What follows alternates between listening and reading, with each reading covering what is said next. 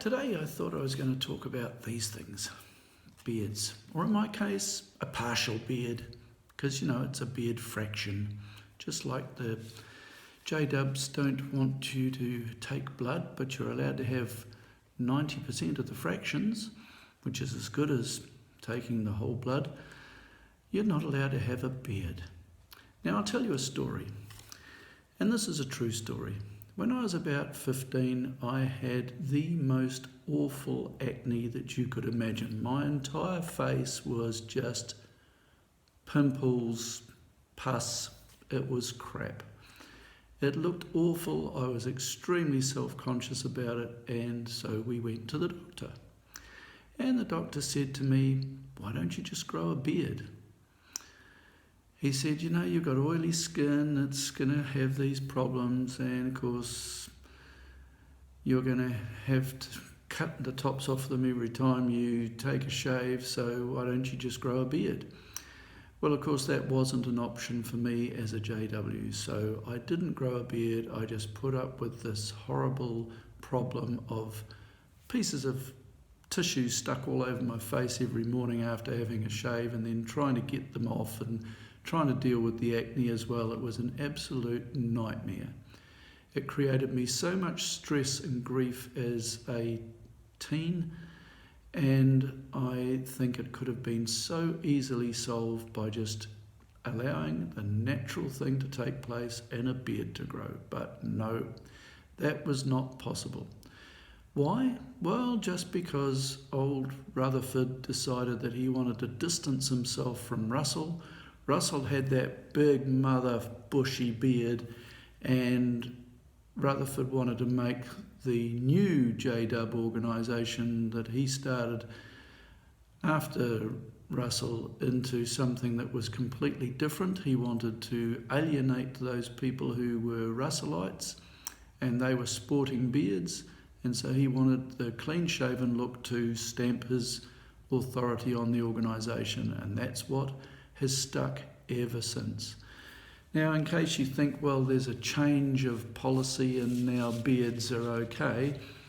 No, if I was to turn up at a meeting like I look now with this little goatee, then I would be definitely looked down upon, because they would know that I wasn't towing the line. A person who posted online a letter that he wrote to the branch in 2016, and he got a reply in January of 2017. He asked about the beards, and as usual, this is the mealy-mouthed reply that he got. He got something that dealt with Joseph. Joseph's shaving off his beard before presenting himself before Pharaoh is a noteworthy example of the application of the principle of modesty. So they bring modesty into this. And they refer to Genesis 41:14. As a Hebrew, his custom likely was to wear a beard.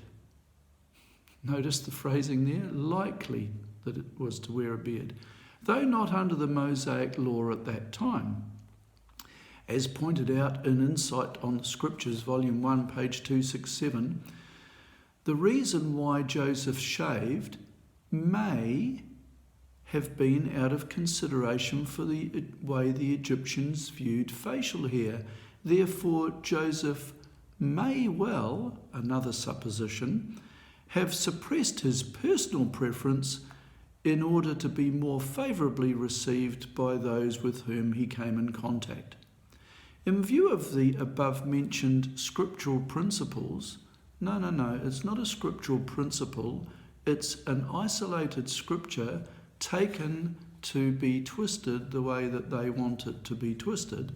But in view of the above-mentioned scriptural principle, many brothers in certain regions, always be suspicious of that phrase, many brothers. That means what they're saying is the many brothers, the one that's writing this. Many brothers in certain regions, and particularly in the United States, have made the personal decision not to wear a beard. However, here comes the little exception. However, if one chose to wear a neatly trimmed beard, this in itself would not prevent him from enrolling as a student in the midweek meeting, sharing in the field ministry, or getting baptised. No, you can still dedicate yourself to the Borg, you can still slave for them for nothing, you can still do all of those things if you've got a beard, but the next paragraph flips it back the other way. As to whether he could be given special privileges in the congregation, like carrying a microphone, for example, real special privilege, the elders, guided by Bible principles, would have to decide whether the individual is truly viewed as exemplary. And then they go on to say some of the most ridiculous things I've read in print actually. If a brother's wearing a beard is cause of disturbance or distraction in his community or congregation, you can just imagine the riots now. I mean, a beard causes huge disturbance.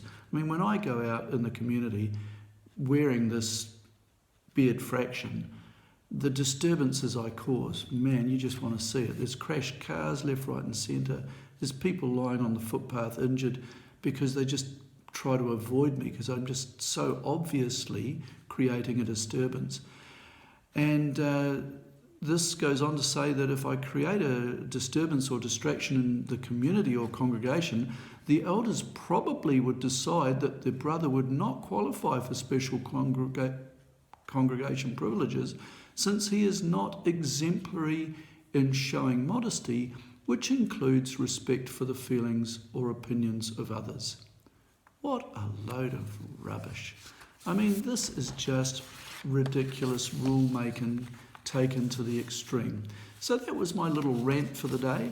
I hope that you enjoy both my beard fraction and my reading of this letter from the Society.